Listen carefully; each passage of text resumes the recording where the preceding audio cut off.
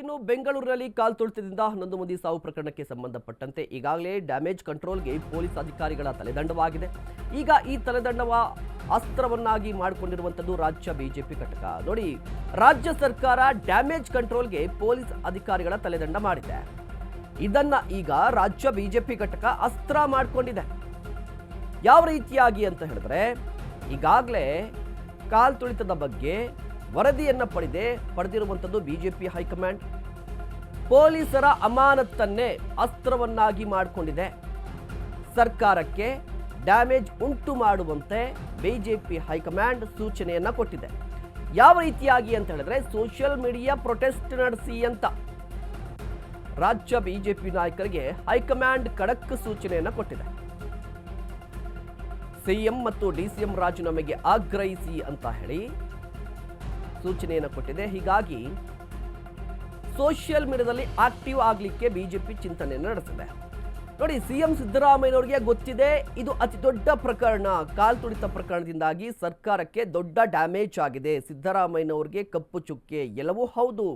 But ವಿಪಕ್ಷ ಏನು ಮಾಡ್ತಾ ಇದೆ, ವಿಪಕ್ಷ ಇದನ್ನು ಯಾವ ರೀತಿಯಾಗಿ ನೋಡ್ತಾ ಇದೆ ಅಂತ ಹೇಳಿದ್ರೆ, ವಿಪಕ್ಷಕ್ಕೆ ಇಡೀ ಪ್ರಕರಣ ಒಂದು ಅಸ್ತ್ರವಾಗಿ ಸಿಕ್ಕಿದೆ. ಬಟ್ ಸರಿಯಾಗಿ ಯೂಸ್ ಮಾಡ್ಕೊಳ್ಳುತ್ತಾ ಅನ್ನೋದು ಪ್ರಶ್ನೆ. ಬಟ್ ಸರಿಯಾಗಿ ಯೂಸ್ ಮಾಡ್ಕೊಳ್ಳಿ ಅಂತ ಹೇಳ್ತಾ ಇರುವಂಥದ್ದು ಬಿಜೆಪಿಯ ಹೈಕಮಾಂಡ್. ಬಿಜೆಪಿ ಹೈಕಮಾಂಡ್ ಇಡೀ ಪ್ರಕರಣಕ್ಕೆ ಸಂಬಂಧಪಟ್ಟಂತೆ ಒಂದು ವರದಿಯನ್ನು ತರಿಸ್ಕೊಂಡಿದೆ. ವರದಿಯನ್ನು ತರಿಸಿಕೊಂಡ ಬಳಿಕ ಹೇಳ್ತಾ ಇದೆ ಬಿಜೆಪಿ ನಾಯಕರಿಗೆ, ರಾಜ್ಯದ ಬಿಜೆಪಿ ನಾಯಕರಿಗೆ ಹೇಳ್ತಾ ಇರುವಂಥದ್ದು, ಇಲ್ಲ, ಈ ಪ್ರಕರಣವನ್ನು ನೀವು ತುಂಬ ಸೀರಿಯಸ್ ಆಗಿ ತೆಗೆದುಕೊಳ್ಳಿ, ಜೊತೆಗೆ ಒಂದು ಹೋರಾಟವನ್ನು ಮಾಡಿ, ಅದು ಸೋಷಿಯಲ್ ಮೀಡಿಯಾ ಕ್ಯಾಂಪೇನ್ ಶುರು ಮಾಡಿ, ಸಿಎಂ ಸಿದ್ದರಾಮಯ್ಯನವರು ಡಿಸಿಎಂ ಡಿ ಕೆ ಶಿವಕುಮಾರ್ ಅವರ ರಾಜೀನಾಮೆಗೆ ಒತ್ತಾಯಿಸಿ ಒಂದು ಹೋರಾಟವನ್ನು ರೂಪಿಸಿ ಅಂತ ಹೇಳಿ ಬಿಜೆಪಿ ಹೈಕಮಾಂಡ್ ರಾಜ್ಯ ಬಿಜೆಪಿ ನಾಯಕರಿಗೆ ಹೇಳಿರುವಂಥದ್ದು. ಇನ್ನು ಜಿಲ್ಲಾ ಕೇಂದ್ರಗಳಲ್ಲಿ ಕಾಂಗ್ರೆಸ್ ವಿರುದ್ಧ ಹೋರಾಟಕ್ಕೆ ಪ್ಲಾನ್ ಅನ್ನು ಕೂಡ ರೂಪಿಸಲಾಗಿದಂತೆ ಸಿಎಂ ರಾಜಕೀಯ ಕಾರ್ಯದರ್ಶಿಯ ತಲೆದಂಡ ಕೂಡ ಆಗಿದೆ. ಈ ಪ್ರಕರಣದಲ್ಲಿ ನಿವೃತ್ತ ನ್ಯಾಯಾಧೀಶರಿಂದ ತನಿಖೆ ಬೇಡ, ಹಾಲಿ ನ್ಯಾಯಾಧೀಶರಿಂದ ಈ ಕೇಸ್ ತನಿಖೆ ನಡಿಬೇಕು.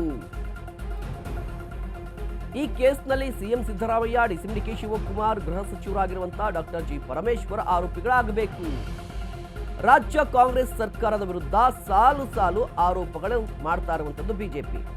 ನೋಡಿ, ಕಾಂಗ್ರೆಸ್ ಸರ್ಕಾರದ ವಿರುದ್ಧ ಪ್ರತಿಭಟನೆ ನಡೆಸಲಿಕ್ಕೆ ಚಿಂತನೆಯನ್ನ ಮಾಡಿರುವಂಥದ್ದು ಬಿಜೆಪಿ ಘಟಕ. ಜಿಲ್ಲಾ ಕೇಂದ್ರಗಳಲ್ಲಿ ಈಗ ಪ್ರೊಟೆಸ್ಟ್ ಅನ್ನ ಮಾಡುತ್ತಂತೆ ಆ ರೀತಿಯ ಸಿದ್ಧತೆಗಳನ್ನು ಕೂಡ ಮಾಡ್ಕೋತಾ ಇರುವಂಥದ್ದು. ಮತ್ತೊಂದು ಕಡೆ ಸಿಎಂ ರಾಜಕೀಯ ಕಾರ್ಯದರ್ಶಿಯ ತಲೆದಂಡ ಕೂಡ ಆಗಿದೆ. ಇದನ್ನೆಲ್ಲವೂ ಕೂಡ ನೀವು ಅಸ್ತ್ರ ಮಾಡ್ಕೊಳ್ಳಿ ಅಂತ ಹೇಳಿ ಬಿಜೆಪಿ ಘಟಕಕ್ಕೆ, ರಾಜ್ಯ ಬಿಜೆಪಿ ಘಟಕಕ್ಕೆ ಹೈಕಮಾಂಡ್ ಸೂಚನೆ ಕೊಟ್ಟಿದೆ.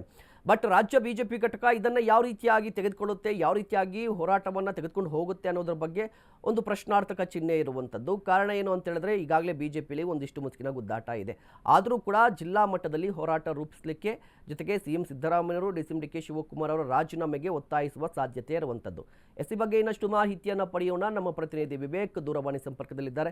ವಿವೇಕ್, ಈಗ ಬಿಜೆಪಿಗೆ ಒಂದು ಅಸ್ತ್ರವಂತೂ ಸಿಕ್ಕಿದೆ, ಬಟ್ ಈ ಅಸ್ತ್ರವನ್ನ ಎಷ್ಟು ಕರೆಕ್ಟ್ ಆಗಿ ಯೂಸ್ ಮಾಡಿಕೊಳ್ಳುತ್ತೆ ಅನ್ನೋದು ಪ್ರಶ್ನೆ ಅಲ್ವಾ? ಹೌದು ಮಹೇಶ್, ಈಗಾಗಲೇ ಬಿಜೆಪಿಗೆ ಬಹಳ ದಿನಗಳಿಂದ ಕೂಡ ಅಷ್ಟೇ ಸರ್ಕಾರದ ವೈಫಲ್ಯಗಳು ಪದೇ ಪದೇ ಈ ರೀತಿಯಾಗಿ ಮೇಲ್ನೋಟಕ್ಕೆ ಕಂಡು ಬರ್ತದೆ. ಒಂದು ರೀತಿಯಾಗಿ ಇದರ ವಿರುದ್ಧ ಹೋರಾಟ ಮಾಡೋದಕ್ಕೆ ಈ ಪ್ರಕರಣದಲ್ಲಿ ಈಗಾಗಲೇ 11 ಜನ ಸಂಬಂಧಿಸಿದ್ರು. ಇದರ ವಿರುದ್ಧ ಈಗಾಗಲೇ ಸಾಕಷ್ಟು ಹೋರಾಟ ಮಾಡೋದು ಈಗಾಗಲೇ ಪಾಳೆ ಒಂದ್ ಕಡೆ ಮುಂದಾಗಿದೆ. ಅದೇ ಸಂದರ್ಭದಲ್ಲಿ 5 ಅಧಿಕಾರಿಗಳು ಏನಾದ್ರೆ ಪ್ರಮುಖವಾಗಿ ನೋಡಿದ್ರೆ ಬೆಂಗಳೂರು ಕಮಿಷನರ್ ಅವರನ್ನು ಅಮಾನತು ಮಾಡಿದ್ದು ಇದು ಖಂಡಿತವಾಗಿ ಸೇರಿ ದೊಡ್ಡ ಮಟ್ಟದಲ್ಲಿ ಜಂಟಿ ಗೋಷ್ಠಿ ಕೂಡ ನಡೆಸಿತ್ತು. ಆ ಸಂದರ್ಭದಲ್ಲಿ ವಿರೋಧ ಪಕ್ಷಗಳಾಗಿರೋಂತ ಬಿಜೆಪಿ ಅವರು ಒಂದ್ ರೀತಿಯಾಗಿ ನಾವು ಇನ್ನು ಮುಂದಿನ ದಿನಗಳಲ್ಲಿ ದೊಡ್ಡ ಮಟ್ಟದ ಹೋರಾಟ ನಡೆಸ್ತೀವಿ, ಇಲ್ಲಿಗೆ ನಿಲ್ಸುತ್ತಿಲ್ಲ ಅನ್ನೋ ಒಂದಿಷ್ಟು ಮತ್ತೆ ರಾಜ್ಯ ಸರ್ಕಾರ ಇಂಟೆಲಿಜೆನ್ಸ್ ಫೇಲ್ಯೂರ್ ಆಗಿದೆ ಅದೊಂದು ವಿರೋಧ ಪಕ್ಷಗಳು. ತದನಂತರ ಇಂಟೆಲಿಜೆನ್ಸ್ ಹೇಳಿದಂತ ಹೇಮಂತ್ ಲಿಂಬಾಳ್ಕರ್ ಅವರಿಗೂ ಕೂಡ ಟ್ರಾನ್ಸ್ಫರ್ ಮಾಡಲಾಯಿತು. ಎಲ್ಲೋ ಈ ರೀತಿಯ